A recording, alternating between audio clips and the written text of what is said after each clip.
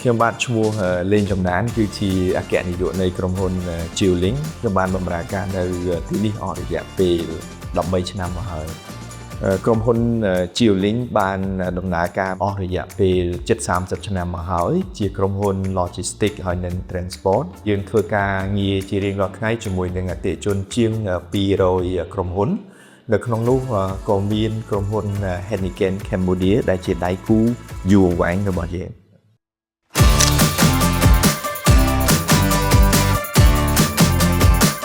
ការសហការគ្នារវាងក្រុមហ៊ុន Heineken Cambodia និងក្រុមហ៊ុន Geolink យើងចាប់ផ្ដើមតាំងពីឆ្នាំ1998មក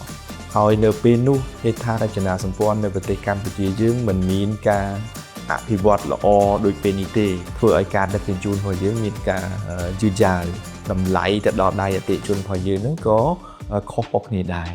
ការសហការរួមគ្នាគឺនៅក្នុងចក្ខុវិស័យមួយដើម្បីធ្វើយ៉ាងណាដឹកជញ្ជូនផលិតផលឲ្យទៅដល់ដៃអតិថិជនរបស់យើងទៅដល់អ្នកតំណាងចែកចាយទៅដល់ដេប៉ូប្រកបដោយគុណភាពនិងសុវត្ថិភាពជាពិសេសមានស្តង់ដារតម្លៃមួយដែរដូចគ្នា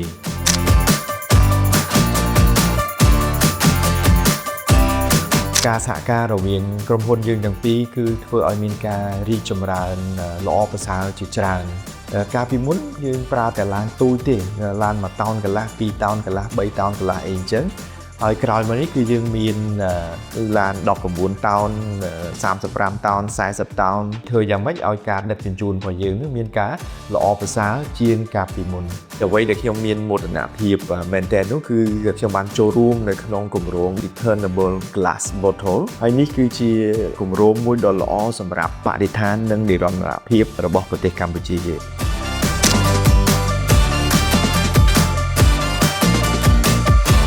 នៅក្រុមហ៊ុន Heineken សុវត្ថិភាពជាចម្បងហើយក្រុមហ៊ុន Geolink របស់យើងក៏យើងយកគោលការណ៍សុវត្ថិភាពចម្បងនេះមកដាក់បញ្ចូលនៅក្នុងការងាររបស់យើងផងដែរកាលពីមុនពេលដែលលើកដាក់ទំនិញគឺយើងត្រូវប្រើកម្លាំងពលករតែក្រោយមកនេះគឺយើងប្រើ forklift ហើយលើសពីនេះទៀតក៏យើងមានប្រើប្រាស់រថយន្តបើកស្លាបដែលជួយសម្រួលដើម្បីកាត់បន្ថយនៅគ្រោះថ្នាក់ផ្សេងៗនៅកន្លែងការងារហើយអ្វីដែលខ្ញុំមានមោទនភាពផងដែរក្រុមហ៊ុនយើងបានដាក់ចេញនៅ Road Transport Safety Management System ធានាថាតកង់ឡានរបស់យើងគឺជាតកង់ឡានអាជីពធានាថាពួកគាត់មានកម្លាំងកាយមានកម្លាំងចិត្តហើយយើងតែងតែធ្វើតេស្តរោគជាតិអាល់កុលឬក៏ធ្វើតេស្តគ្រឿងញៀនជាប្រចាំទៅតាមប្រព័ន្ធការងាររបស់យើង